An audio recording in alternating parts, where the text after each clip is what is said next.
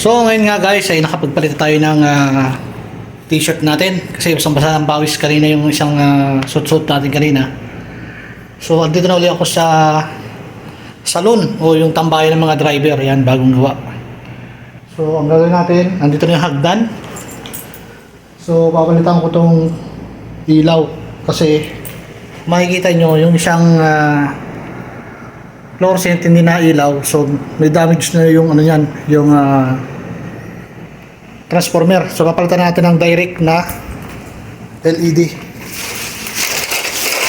So ito guys yung ating ipapalit. So ito yung kanyang pinaka housing. At andito yung ating LED na tube light. So yan guys ang ating gagawin ngayon.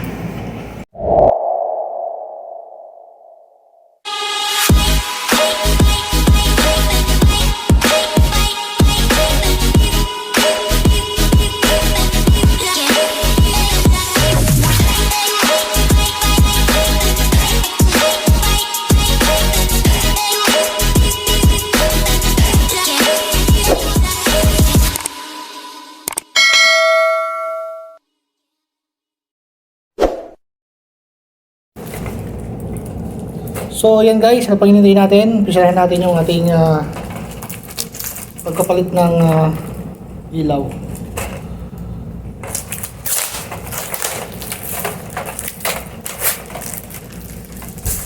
Bale, matagal na tong dapat kapalitan. So ngayon lang tayo nagkaroon ng oras na makapunta rito kasi medyo may kalayuan din doon sa ating pinaka-hideout sa Jeddah. So, ngayon, ito may pagkakataon para mapalitan natin kasi sobrang luma nito. Mamaya papakita ko sa inyo pagkatanggalin natin yung luma. Alright?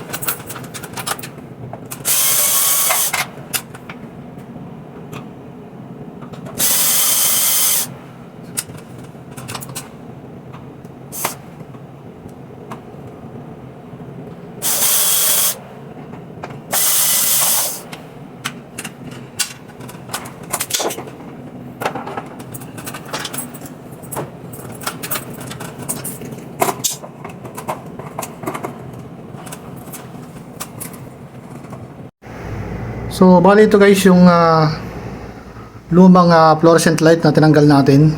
Yan. Kung makikita nyo rito, yung kanyang transformer, 40 watts. Kaya isa na lang yung gumagana sa kanya kasi sira na tong transformer. So, tama yung ating hula kanina na may diferensya na yung kanyang transformer. So, baling dalawang transformer to, dalawang ilaw. Yan. Bawat isang transformer, isang ilaw. Yan. So, ang ipapalit natin yung direct na 220 ito. Yan. So, bali guys, yung ceiling natin, makikita nyo. Kailangan natin lagyan ng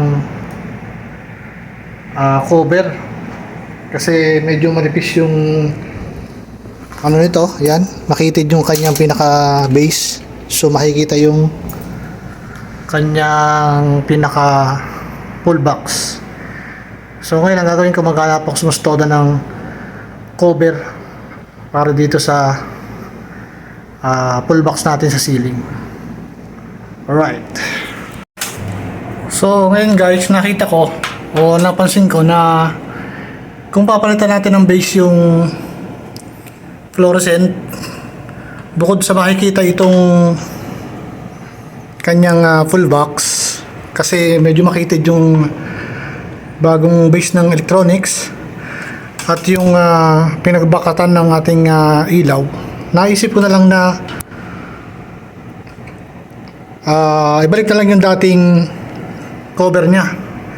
So ayusin ko na lang yung wiring para sa direct 220. Yan, para hindi makita itong bakas na yan na hindi napuntarahan na pinagkabitan ng fluorescent light. So ayusin ko lang yung wiring guys. Bali ito guys, ayusin ko lang yung wiring. Yan. Kakasil natin yung papunta rito sa kanyang trans. Tatanggalin natin yung trans na yan. Yan. Tapos ayusin natin. Gagawin natin direct sa 220 or sa 110, kasi 110 yung ilaw nga pala rito sa tambayan ng mga driver o dito sa salon. So yan guys, gagawin ko muna itong isa. Yan.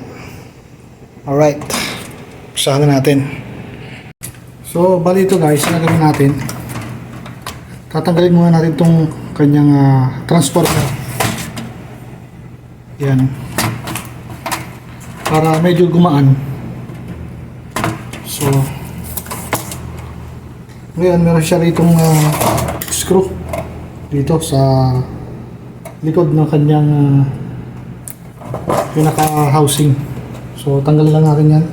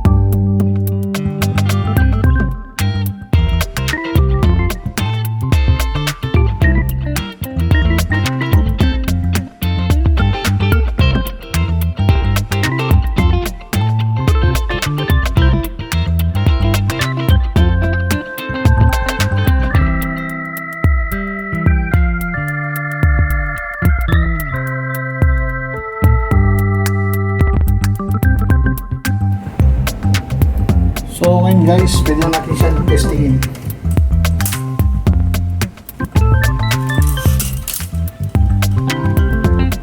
Bali, dalawang ano lang to, dalawang wire. So, ganun rin yung gagawin natin dun sa isang fluorescent na verify natin.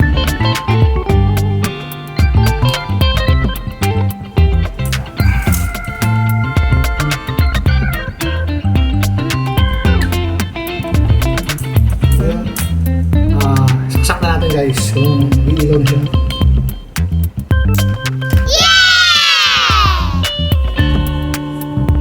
Yun guys, makikita nyo ilaw na yung ating ni-repair na fluorescent.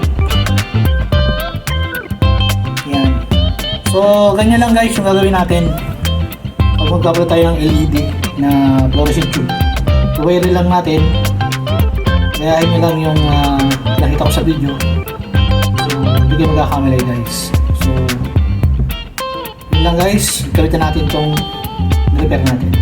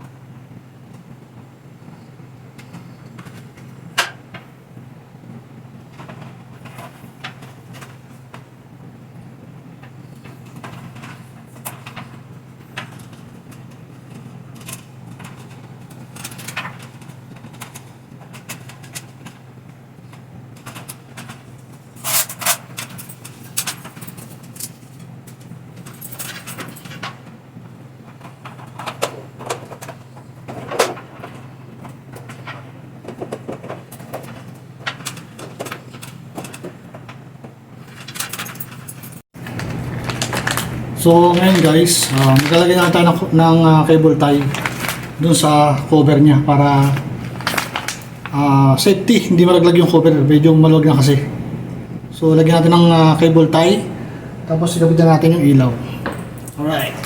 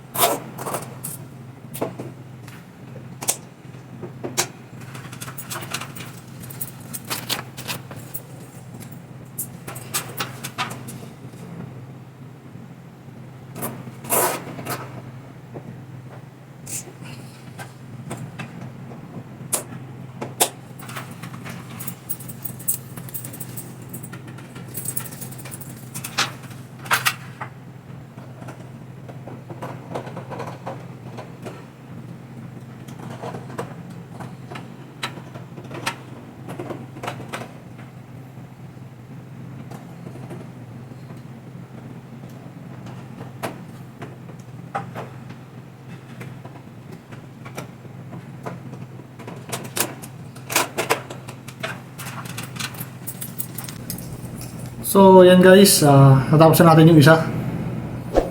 Pakita natin. Yan, liwanag na. So, ang susunod natin, itong isa. Yan.